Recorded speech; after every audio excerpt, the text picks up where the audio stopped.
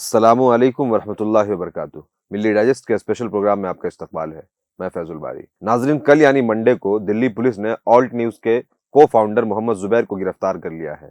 मोहम्मद जुबैर पर दूसरे रिलीजन के गॉड्स के और उनके जो रिलीजियस नॉर्म्स है उसका मजाक बनाने, कम्युनल टेंशन बढ़ाने और सोसाइटी के पीस को खराब करने का इल्जाम है।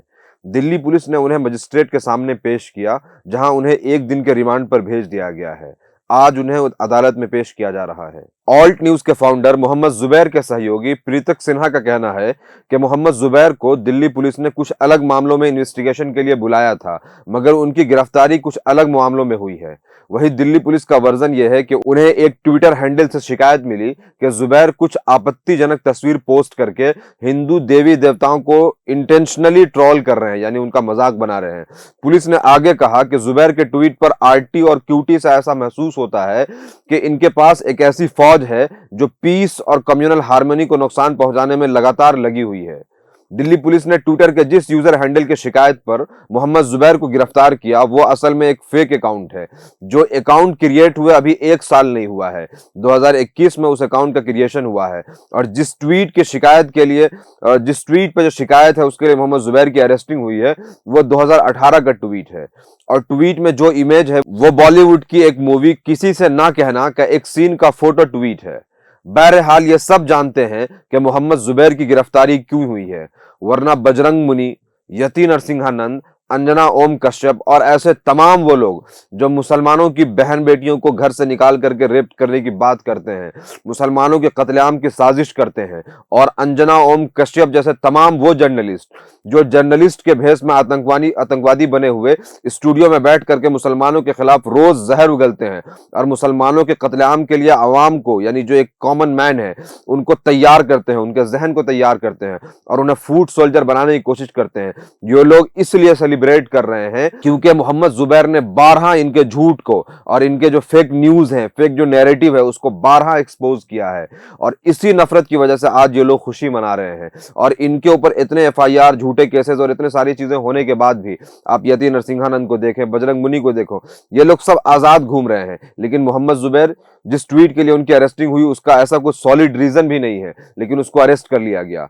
यहां हमें एक बात समझना बहुत जरूरी है कि मोहम्मद जुबैर वही जर्नलिस्ट हैं जिनके ट्वीट के बाद गुस्ताखे रसूल का जो मामला था वो बहुत ज्यादा वायरल हुआ था। और इनके ट्वीट के बाद ही ये समझिए कि नूपुर और जिंदल जैसे खिंजीर और मलून को माफी मांगनी पड़ी थी और पार्टी से सस्पेंड हुए थे। मगर एट द सेम पॉइंट हमें ये लाइन बीइंग अ मुस्लिम समझना बहुत जरूरी है कि क्या मुसलमान दूसरे मजहब का या उनके जो देवी देवताएं हैं, गॉड्स है, उनका मजाक बना सकते हैं? इसका जवाब है हरगिज नहीं। कुरान साफ कहता है, चैप्टर नंबर 6 और वर्स नंबर 108, कि आप किसी के भी खुदाओं का मजाक नहीं बनाएंगे, किसी भी रिलीजन का मजाक नहीं बनाएंगे। तो ये साफ अल्फाज में कुरान जो है इसको मना करता है। तो हमें इस बात को समझना बहुत जरूरी है कि बीइंग अ मुस्लिम हमें किसी का मजाक नहीं बनाना है। एट द सेम टाइम हमें यह जहन में रखना बहुत जरूरी है कि मोहम्मद जुबैर को जो टारगेट किया गया, उनकी जो अरेस्टिंग हुई, उसकी सिर्फ और सिर्फ एक वजह है, और वह वजह यह है कि उनका नाम उर्दू वाला है और वह मुसलमान है। अच्छी चीज यह है कि देश और दुनिया के लगभग सारे इंसाफ पसंद लोगों ने मोहम्मद जुबैर के लिए आवाज उठाई है और इंसाफ की उम्मीद की है, और उम्मीद की है कि उनकी जल्द रिहाई होगी। मगर आप एक पल के लिए जहां है वहीं रुक करके अपने दिल पर हाथ रख करके इस बात को सोचिए कि एक आदमी जो झूठ को एक्सपोज करता है ना, जो फेक न्यूज को एक्सपोज करता है, ऐसे नैरेटिव को एक्सपोज करता है कि एक जो पूरी कम्युनिटी का जो है कत्लेआम हो सकता है, वो सच के लिए लड़ रहा है, कोशिश कर रहा है कि जो है सच दुनिया तक लाई जा सके, और उसको टारगेट करके इस तरह से जेल में डाल दिया जाए या उसको हैरेस किया जाए, उसको परेशान किया जाए।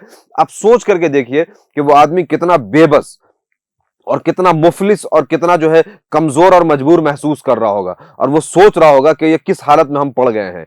यही हालत इस वक्त पूरे हिंदुस्तान के आम मुसलमानों की है, फिर चाहे वो जर्नलिस्ट हो या एक्टिविस्ट हो या फिर पॉलिटिशियन हो या आम आदमी हो। तो बहुत जरूरी है इस बात की कि हम अपने आसपास के जो हालात हैं, जो मामलात हैं, जो सिचुएशंस हैं, उसको समझें और उससे लोगों को अवेयर करें, और जो सिविल सोसाइटी है उनसे सवाल करें कि आपकी खामोशी इन सब चीजों की वजह है।